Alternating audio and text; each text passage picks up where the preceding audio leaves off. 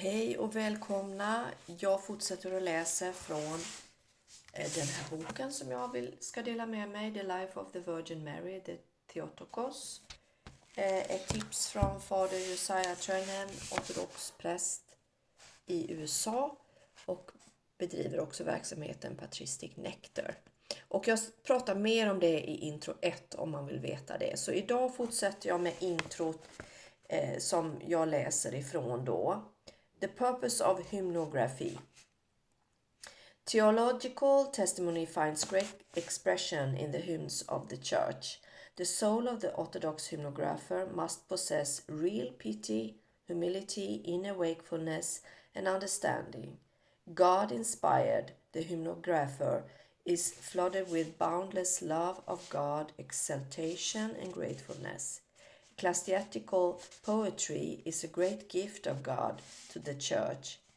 Saint Simeon, the new theologian, says, every prayer and psalmody is a conversation with God in which we entreat him to give us those things which are proper for God to give men, or we thank him for his gifts, or we glorify him for all the creatures which he has made, or we narrate his wonderful and timely deeds for the salvation of men and the punishment of the unrighteous, or we narrate the great mystery of the incarnation of the Son and Logos of God, and the like. Some hymns unequivocally declare the great dogmatic truth, others the love of God, and others place our pain, problems, and aspirations before God and his saints. They have survived because they express truth. Therefore, their messages are always timely and eternal. They are also messages of victory and the resurrection. Some of Orthodoxy's hymnographers.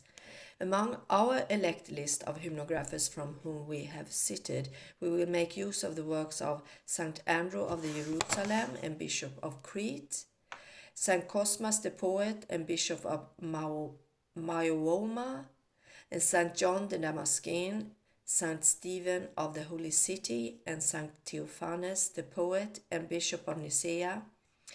The lives, beliefs, and hopes of many of these saints are to be found in our volume 3, The Lives of the Saints of the Holy Land and the Sinai Desert.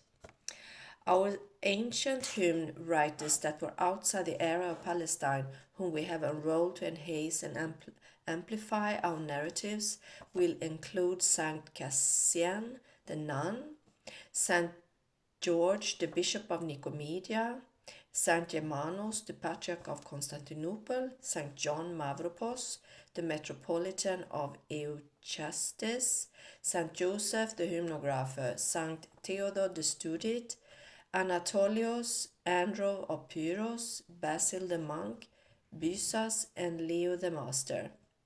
We owe a special debt of gratitude to the two Syrian masters of chant, Saint Ephraim the Syrian, Syros, and Saint Romanos the Melodist. To understand more about the development of certain forms of hymnography, we will briefly explain the role that each of these inspired deacons played. Saint Ephraim the Syrian.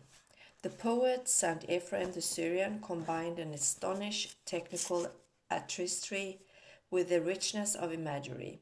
Throughout his homilies, he displays that characteristic Semitic love of parallelism and antithesis which, in his hands, proves an admirable tool for expressing the various paradoxes of the Christian mystery.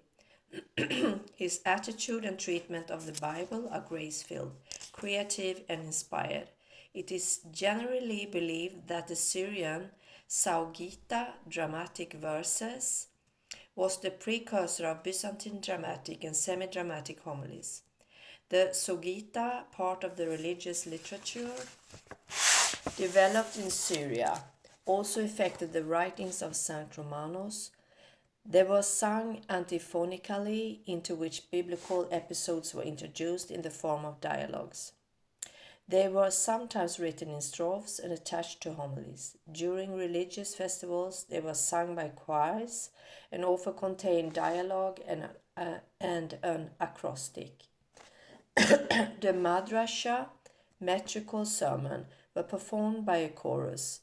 The complicated system of strophes found in the Madrasha represent the highest development of Sankt Ephraim Syros technique. These always had a refrain, but not always an acrostic, which revealed a wider variety of meter, a refrain, an acrostic, and rhyme. Saint Romanos the melodist. Saint Romanos, one of the greatest of the Byzantine melodists and Christian poets, authored about 1000 cantakia. He belonged to the 6th century and exceeds all others in poetical genius, and justly deserves the title Orator of God, Theoretor. Much literature of that time has been neglected and scorned because of the long compendia and overly contrived verbosity that characterized the works of later centuries. However, St. Romanos combines the solemnity and dignity of the sermon with the delicacy and liveliness of lyric and dramatic poetry. English literature contains no equivalent of the kontakion. It is religious drama set in a poetic sermon that was sung. It contained highly dramatic features with dialogue passing from strophe to strophe. Saint Romanos, interestingly enough, did not call his compositions of rhythmical poetry kontakia, but poems, odes, or hymns.